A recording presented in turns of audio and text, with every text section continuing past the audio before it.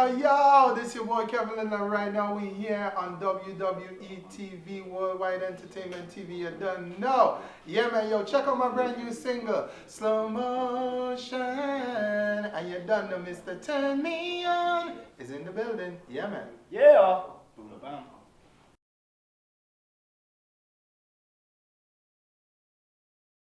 That's right, ladies and gentlemen, boys and girls, welcome to another edition to Urban History X alongside Motion Streams Media and of course WWETV. We're in the place, we are representing of course an international artist. He definitely turns the ladies on the right ways, but the question is he a slow motion guy?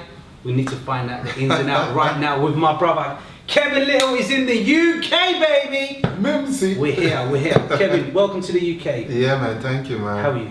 Great. Good, yeah? You know, yes, Carnival weekend. Wow. Why not? Come on. Right? It's going to be a vibe, don't it? Yeah, the sun is hot. You brought the weather back to the UK. Lately the weather's been kind of horrible, but Kevin Lyttle, Turn Me On, international artist, international smash. Yeah. 2004 was a great year for you. Let's talk about Turn Me On right now. What has it done for Kevin Lyttle, Turn Me On? Wow, you know, what hasn't it done? You know, that every artist has that song, that record that everybody knows. You know, you think of Michael Jackson, you think Thriller. You know, you think of Kevin Lyttle, you think Turn Me On. You know what I'm saying? I think it's a record that will never ever die. Yeah, you know, that record is the maker of my name. Because originally when that record came out, I was having trouble having people know who I am. You know, it was really hard because the record was so big and I'm from a little island and everybody is calling me Jamaican. At first in my island they were saying, oh, that's Beres Hammond singing Soca. Because they couldn't believe that a local person sounded like that, right? And then after that, they were saying I was Jamaican, they were saying I was from the Virgin Islands, they were saying I was from the US, and you know, so it took a while. It took 3 years to put a face to the name Kevin Lyttle and put a name to the artist whose song Turned Me On. So, you know, it was 3 years of marketing myself, performing all over the world and promoting everywhere until finally Kevin Lyttle caught up with Turn Me On when Atlantic started promoting me in 2004 and 2003. Right, one question that I want to ask you, and I think a lot of the viewers and the industry and everybody has always probably wanted to know, how much money has Turn Me On accumulated PRS? Is it between 50,000 to 1 million, 5 million or more? PRS? Yeah. When you say PRS exactly? It's like every time your record gets played on TV, on radio, like an artist gets paid by PRS. Oh, okay, that's in the UK. Yeah. Okay, I know what you're talking about. Wow. We're talking about a smash record. It's in the millions. I'm not sure the exact figure on PRS. Turn Me On. Millions. Millions. Yeah, man, definitely. Right. Usually in my interviews, it's literally I get depth with the artists and stuff. But today, because as it's Carnival weekend coming up, I'm going to do like a little fireball round about you, so the listeners and the viewers can understand the ins and the dislikes about Kevin Lyttle. Right. Question number one, it's a fireball round. Yeah. Stay in with a girl or go out with friends? Let's keep it real now. Stay in with a girl or go out with my friends? Yeah. I would stay in with a girl, man. I mean, I sound Turn Me On. I mean, what do you want from a nigga? Alright then. As an artist, so you're always traveling. Like you're traveling the world, like from America to Australia to the UK to wherever you're traveling the world. Takeaway food or home cooked food? Home cooked, man. 100%. 100%. You know, the way I've kept looking the way I do is because I eat healthy. You know what I'm saying? I eat very, very healthy, and it has to be home cooked. Alright, cool. So you're a guy that likes to stay at home with the missus, and you like home cooked food. If you had to cook for that woman, what would you cook for her? Breadfruit and saltfish. Yeah! That's all I can cook.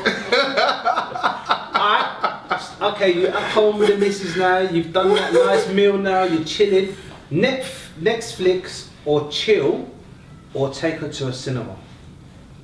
Huh. You know, I'm the stay-at-home kind of guy. It depends on what the girl wants. I normally do what the girl wants, but I normally like to sit down and cuddle with my girl and watch some Netflix, you know, where you can control the TV. Love that. What's the sense of having the control now if you don't use it, you know what I'm saying?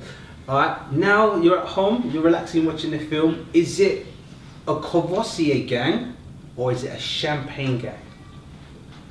Are we working for Kavasi or can I say Hennessy? Hennessy? Yes, a Hennessy gang. Hennessy, right now. love, okay. Yeah. Then suddenly, you want to go for a little drive. Before the alcohol, you go for a little drive. Is it a Rolls Royce Phantom or a Lamborghini Spider? Well, you know what? We're talking about PRS now, like over millions, like. Well, yo, that doesn't mean that you're gonna spend it all. I know, but I'm just saying, I'm trying to create a scene now. Yeah, but you mean if you're creating that kind of scene, you know, I'm taking my girl out between a Phantom and a Lamborghini. Spider, Lamborghini Spider, convertible. Yeah, I would. I don't like convertibles. I would do the Phantom because you know we got back seats. We can make all kind of things happen in that car. Lovely. So it's a Rolls Royce Phantom. So Yeah. you're in the back seat now. We're representing the UK pillows. Yeah. Then suddenly you bring out the Tom Ford Mhm. or the Creed aftershave. You spraying that before you get in the car. Which one is it? Tom Ford, man. I like this style. Just the name alone sounds That like sounds nice, isn't it? it needs to be in a Royce. As you're in the UK, then suddenly you get back home. Mm-hmm. You want to watch a bit of football. Mm. Arsenal or Tottenham? Who would you support? That's a trick question, right? Bro, say Arsenal, please. Arsenal. Yes, love my G. So that was Everybody it. else is like, Yeah, don't worry about but you anyone see, else, he's don't the worry one about- interviewing me, so hey. Cool. But anyway, let's get back to the music right now. Rumors are going around. Our brother Chris Brown has recently remixed your version of Turn Me On. Production's different. How do you feel about Chris Brown remaking and remixing your single? Well, I actually approved it, so I'm very happy. You know, there's a lot of complaints from the Caribbean market, Chris Brown messing with a classic, but you know, the truth is, my management and myself received the request from Chris Brown, and we listened to the song. We love what he did with it, and you know, I can't go and sing "Turn Me On" a second time to keep it going. If somebody as known as him in the music industry does it, it's better for me and better for the record. And you know, it shows how great of a classic the record is. You know, also, you know, the Caribbean is a little bit fussy about it. You know, they don't like them what they do being messed with. But the truth is, we gotta be a little more lenient about things like that because the Caribbean in general, reggae, in Soca and all of that, we originally were messing with the R&B, singing a lot of covers of R&B songs on reggae beats, on Soca beats and all of that before we started getting our own original hits. You know, that's how reggae started. They were singing R&B songs and interpolating them and putting them on different beats and all of that. So, I mean, we gotta be tolerant of things like that and you know, share. You know, it's very flattering to have somebody of his caliber come and say, yo, I want to use your music. And he gave me all of my publishing, so you know, that's even better. I'm getting paid. Yeah. Yep. I kind of call it recycle music because a generation of generations, like different remixes, different artists is always singing and being inspired by the artists and stuff, and it's and I think it's nice for Chris Brown followers that don't know of the record. If they research it when they grow up and they research it and they find out it's you, it all comes back down to the original artist. So it's a nice little circle of the record. So how is the record doing for you at the moment, the remix? It's doing good. I mean, everybody's talking about it. Everybody's writing me about it, and for the most, especially on Chris Brown's side, I think everybody really loves it. His fans love the record, and he's got like 40 million people just following him on one of his accounts. So I'm expecting that record to do really well. The video is already at like 10 million views and counting. So I'm thinking that record is going to be huge for him. Huge for us. Yeah, true. So, I'm happy about that, and it's also helping me with what I got going on with my new single, Slow Motion. So, each one, everything come together and make the whole thing work. So let's talk about the new single right now. That's the reason why we've got this exclusive interview right now. The new single, Slow Motion. Let's talk about slow motion. What is the understanding of slow motion? The song, I wrote the song on the idea that popped in my head when I started saying the word slow motion was like, you in a party and you see a hot girl and she looks so good and she dancing and whining, but you got the alcohol in your head and she looks so good, and it's like, you see it, she's slow motion, man. You're like looking at her whining and it's like, whoa. It's like a Matrix kind of thing, isn't it? Yeah. So that's the idea of slow motion, So the video's out at the moment.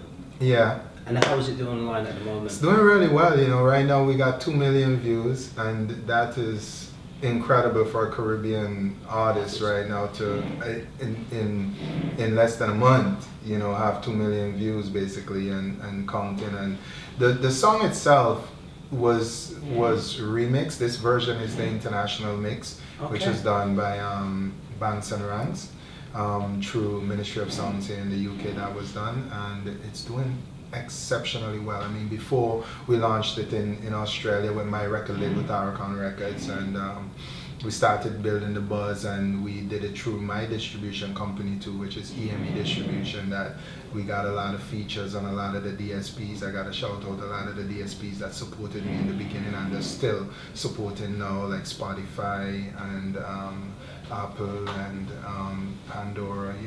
I get a lot of support from all these different companies. So, shout out Ultra and Ministry of Songs and Sony Global, who I have a lot of history with, because Sony was the first label to approach me to sign me, but Atlantic came along and trumped them in terms of what they were offering. So at the time it was better for me at the time with the team I had to go with Atlantic. But so currently, what's your current situation? Are you signed to Sony? Or yes, I'm signed to Sony. I'm signed to Sony Ultra. Okay. But it's a global thing. Sony owns all these companies too. So Ministry of Songs here in the UK is the label representing me here. Also, my label Tarragon Records is the one that the deal was done through. So my company Tarragon Records is part of the deal also. Okay. Yeah. Right. Before we get out this exclusive interview, what can we expect? Because since 2004 till now, you've been kind of quiet. Yeah. Do you want to touch on the reason why? Well, I went through a lot of stuff, man.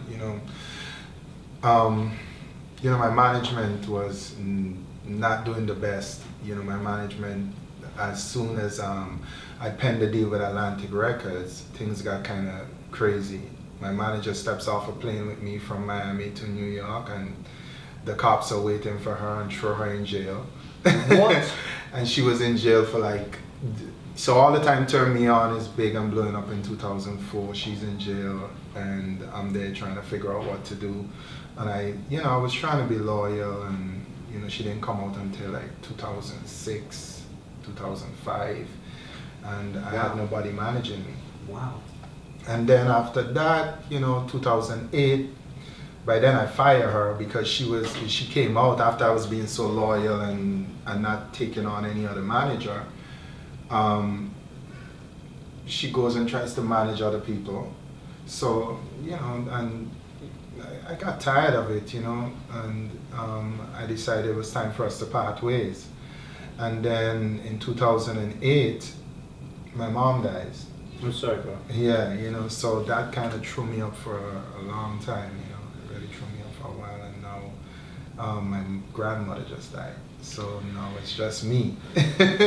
It's just me from the little house in St. Vincent and the Grenadines. So it's been a little bit crazy month for me right now. But all those little things, you know, in between that, you know, I got a family. I had 2 kids. I have a son with my wife and a son from before I got married. So, you know, there was a lot of different things I was adjusting myself to that basically had me somewhat in limbo. You know, I wasn't able to put out music the way I needed to, and it just got really it turned into a fight to get from not having a major label to figuring yourself out in America and just forming your own label, figuring out where the music business has changed to, and you know, getting myself back to a place where I'm in this position now. I got Slow Motion, brand new single and all that, so you know. So what can we expect for the future for Kevin Lyttle? Yo, well, Slow Motion to the top, you know what I mean? We're trying to push this record to #1, you know. Sony is behind us, Ultra is behind us, Ministry of Sound is behind us, Sony Global is behind us, so hopefully we got a #1 record in the making. Like I said, the record is over 2 million views right now. Hopefully by the time this video hits, it'll be at 2 point something, going 3 or even more. And you know, I've got a collaboration with Fat Man Scoop called Island Girl that we're dropping soon. We got another record with John FX called Flames and Fire that's really hot. We got a lot of nice new music to come, so you know, look out for it. Kevin Lyttle is back and we're staying back. We're going to be keeping it going, you know what I mean? While you're in the UK, you got any kind of, have you been listening to radio? Have you been watching the UK scene, artists growing, or what? Do you know anything about the UK scene? Well, I saw Craig David the other day, like he's been doing a good resurgence back in the UK, you know.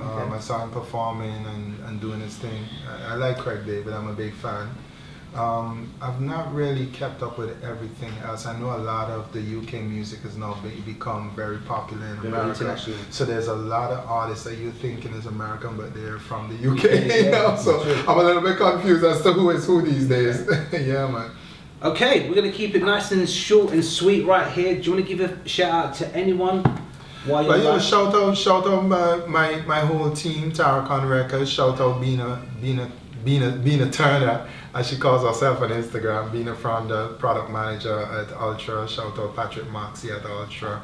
My beautiful wife, Little Boss Lady, who's the CEO and manager of Kevin Lyttle, and CEO of Taracon Records. You know, who is the basic backbone of everything going on with me right now too, you know, so. Like they say, behind every single successful man, there's a successful woman. Yeah, man, that's the game. Love that. Yeah, that's how it works. Kevin Lyttle, thank you very much. Do you want to give us a little a cappella of your new single? Yeah, man, of course, let's do it. Let's do it with some music. You ready? Is that too fast? Yeah, too fast. Follow me, you follow me, right? Light the magic of a full moonlight. This is the way you captivate my mind. No distractions that I see. Right about now it's just you and me. You walk, you talk, you got me looking in disbelief. Your body move to the groove, and all I see is in slow motion. Yeah, baby. Kevin Lyttle, thank you very much, my brother. All the best. God bless you. Live your life the way you live your life, and watch out for my new single coming very soon. Let Me Live, baby. Featuring Kevin Lyttle. Oh,